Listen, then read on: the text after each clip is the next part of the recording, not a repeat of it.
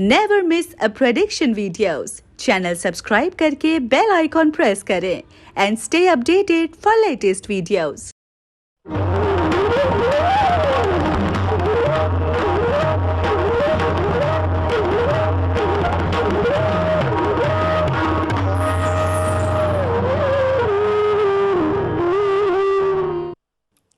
जय महाराष्ट्र। मैं वेदांगी नयन कर्णिक राजमंत्र इस विशेष कार्यक्रम में आप सभी का बहुत बहुत स्वागत करती हूं।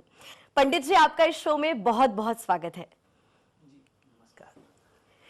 शो की शुरुआत करते हैं फिलहाल के सबसे बड़े सवाल के साथ। पंडित जी, सौरव गांगुली जो है बीजेपी ज्वाइन करने पे फिलहाल चर्चा जो है उनके बारे में सुनाई दे रही है, तो क्या ये सच हो सकता है? और अगर ये सच हुआ तो कैसा रहेगा उनका भविष्य राजनीति में? बताइए पंडित जी। जी, बहुत ही सुंदर सवाल है, क्योंकि बहुत दिनों से चर्चा चल रही थी दादा के बारे में कि वो क्या एक्टिव राजनीति, एक्टिव पॉलिटिक्स में भाग लेंगे। मगर सबसे पहले मैं आपसे फिर अनुरोध करूंगा कि आपने देखा होगा कि मैंने मास्क कभी उतारा है। मास्क जरूर पहनिए, हाथ जरूर सैनिटाइज करिए। कोरोना जो है अभी तक गया नहीं है, ये संदेश मैं सबसे पहले आपको देना चाहता हूं। अब बात करता हूं सौरव गांगुली की। सौरव गांगुली को लोग प्यार से दादा कहते हैं। हमारे भारतीय क्रिकेट के कप्तान रह चुके हैं और इस वक्त क्रिकेट बोर्ड के प्रेसिडेंट हैं, और पिछले दिनों बीमार रहे, कोरोना हो गया उनको। मगर यहाँ पर हम उनकी कुंडली का अध्ययन करते हैं कि राजनीति में उनका छक्का चलेगा कि नहीं चलेगा, कितने डिपेंडेंट रहेंगे, क्योंकि काफ़ी दिनों से चर्चा चल रही है।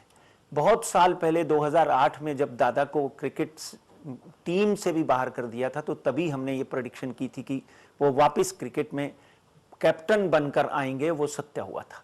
आज के दिन फिर हमने आज दादा की कुंडली का अध्ययन करके आपके सामने रखा है। 8 जुलाई 1972 कलकत्ता में जन्म हुआ, 8:38 शाम सुबह के, और वृषभ राशि है। वृषभ राशि के साथ साथ में रोहिणी नक्षत्र है और कृष्ण पक्ष की द्वादशी है, 12 नंबर। और शुरू से ही मंगल उनका इतना पावरफुल है, प्रबल है, कि शुरू से ही उन्होंने क्रिकेट में जैसे ही पांव रखा जी, तो अपनी हाजिरी इस तरह से दी कि अंतर्राष्ट्रीय स्तर पर उनको मान सम्मान और भारत का नेतृत्व करने के लिए उनको चुना गया, जिसके लिए आप सबने उनकी बहुत सी पारियां देखी, जिसमें उन्होंने बहुत सी हारती हुई पारियों को जिताया है। अब बात करते हैं कि भारतीय जनता पार्टी की पारी अगर वो खेलते हैं या राजनीति की पारी खेलते हैं, तो उसमें आगे उनका भविष्य क्या हो सकता है जी। 8 जुलाई 1972 शनिवार को उनका जन्म हुआ, आज ही के दिन। और कुंडली में जो प्रबल ग्रहों की अगर हम बात करें तो डेफिनेटली मंगल, सूर्य, शनि, शुक्र उनके बहुत ही प्रबल है। और हाल ही में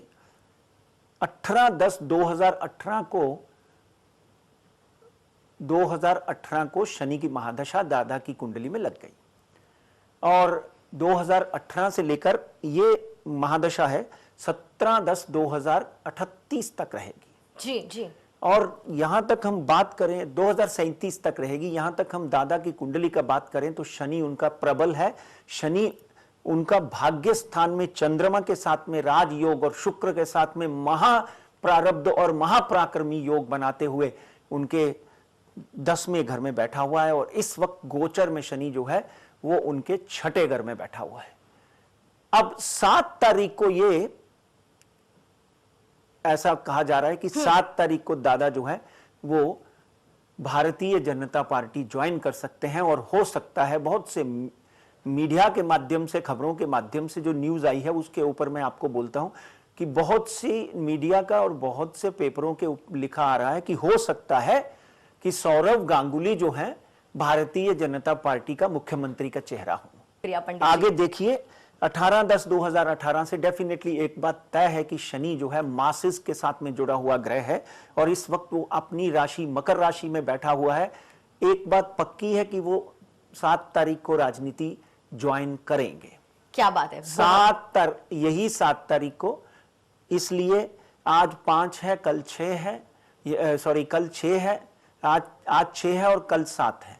यानी शनिवार को 6 तारीख और संडे को 7 तारीख को वो भारतीय जनता पार्टी मोदी जी के सामने ज्वाइन करते हुए दिखाई देते हैं। एक उनके जीवन में एक जो बदलाव आते दिखाई दे रहा है, उसमें डेफिनेटली सौरव गांगुली जो है भारतीय जनता पार्टी का कमल अपने हाथ में थाम सकते हैं। क्या बात है। अब आपने सवाल किया कि कितने सफल होंगे, यहां तक सफलता की बात है। अगर वो खड़े होते हैं किसी भी तरह, किसी भी इलेक्शन लड़ते हैं, तो डेफिनेटली सौरव गांगुली जो हैं वो जीत कर आते हुए दिखाई देते हैं। मगर भारतीय जनता पार्टी के पास अब इस वक्त अगर हम देखें तो तृणमूल कांग्रेस के सामने सिर्फ 3 सीटें, वहां पर बंगाल में उनके पास 3 एमएलए हैं। इसलिए भारतीय जनता पार्टी डेफिनेटली दादा की उपस्थिति में एक बहुत बड़ी पकड़ और बहुत बड़ी बढ़त राजनीति में पा सकती है। 3 से 50 हो सकते हैं, 50 नहीं तो 80 हो सकते हैं, मगर डेफिनेटली दादा उनके लिए बिल्कुल चौके और छक्के का काम कर सकते हैं। इसलिए नंबर 1 प्रेडिक्शन तो भारतीय जनता पार्टी का हाथ थाम रहे हैं। कुंडली में राजनीति का सफर उनका शुरू हो रहा है और यह सफर डेफिनेटली आगे जाकर मुख्यमंत्री बनने की भी पोजीशन रखता है। क्या बात। अगर इस इलेक्शन में नहीं तो अगले इलेक्शन में, इस इलेक्शन में तृणमूल कांग्रेस और भारतीय जनता पार्टी की टक्कर हो सकती है।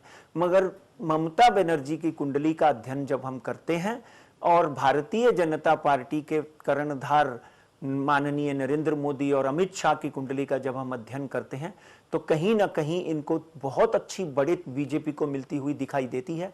मगर तृणमूल कांग्रेस की अध्यक्षा सुश्री मायावती जी की कुंडली का जब हम अध्ययन करते हैं, तो वो कहीं ना कहीं बहुत बड़े मतों से नहीं तो भी वो बंगाल अपने हाथ से जाने नहीं देंगी। पॉसिबली ममता बनर्जी और तृणमूल कांग्रेस वापिस वहां पे तीसरी बार अपनी जीत का डंका बजा सकते हैं और जीत सकते हैं। मगर दादा की उपस्थिति से ममता बनर्जी को 10 से 15 सीटों का और नुकसान होता हुआ दिखाई देता है। यह कुंडली का विश्लेषण है। जब हम कंपैटिबिलिटी चार्ट बनाते हैं, दादा can be a big face of Bharatiya Janata party इन बंगाल, ये बात पक्की है। जी बहुत बहुत शुक्रिया पंडित जी।